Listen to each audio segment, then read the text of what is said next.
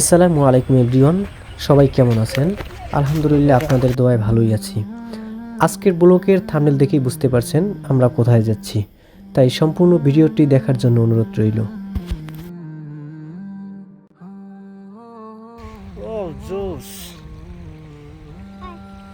Like this something কুয়াকাটার মতো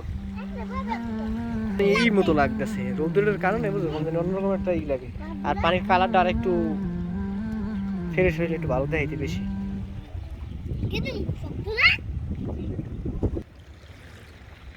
আকাশের দিকে তাকাইলে মনে হয় যে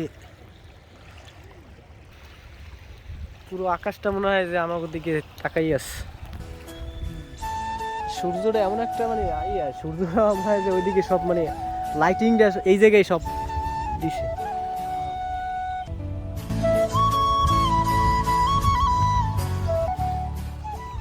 কি কইতে পারো, এই যে টাওয়ারের মতো ছোট ছোট এগুলো হলো সিগন্যাল, ঠিক আছে, যাতে কোনো লঞ্চ বা স্টিমার সিগন্যাল পায় যে এটা একটা নদীর কিনারে এইরকমের টাইপের।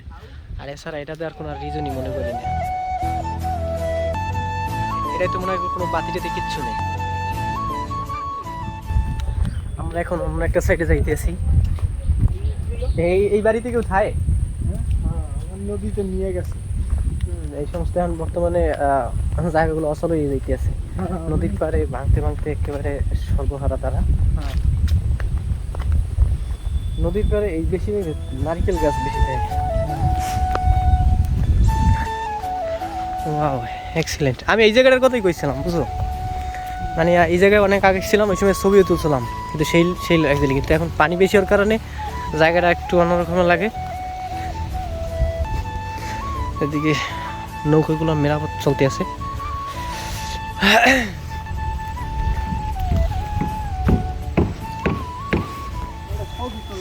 বা এজ এ জোস, এজ এ বিউটিফুল প্লেস।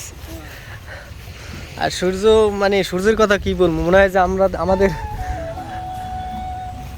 আমাদের মন খুশি করার জন্য আজকে সূর্যটা এই পরিমাণে আলো এই জায়গায় দিতে আছে।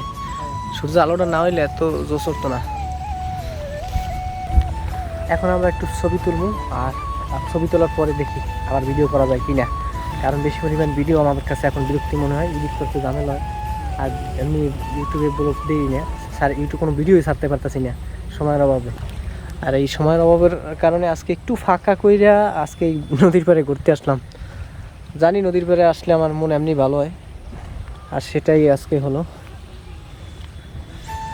এখন আপনাদের যে প্লেসটা দেখাইতেছি, এই প্লেসটা আসলে না দেখে থামার কোনো ই নাই, ঠিক আছে। এই যে জায়গাটা, এই জায়গাটা না দেখলে বোঝাই যাইতেছে না যে এই জায়গাটা আমাদের কতটা দরকার ছিল, ঠিক আছে। তো আমরা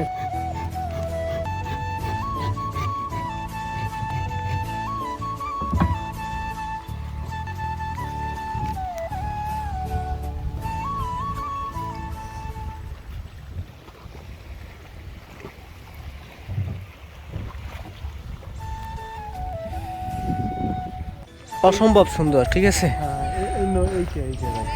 এইটা যদি একটা শুট নেয়, সিঙ্গাপুরের মতো নেই যেটা ডাইরেক্ট কাউকি। আচ্ছা, যাই হোক, আমাদের ভিডিওটা এই পর্যন্তই থাকবে। ইনশাল্লাহ পরবর্তীতে আরও ভিডিও করবো। এই জায়গায় এসে এই জায়গায় একটা ক্যাম্প করার। আপাতত আমরা এই জায়গা থেকে বিদায় নিতেছি। ইনশাল্লাহ দেখা হবে যদি আবার একদিন এই জায়গায় আসি, তাহলে সেই জায়গায় সেদিন। খোদা হাফেজ।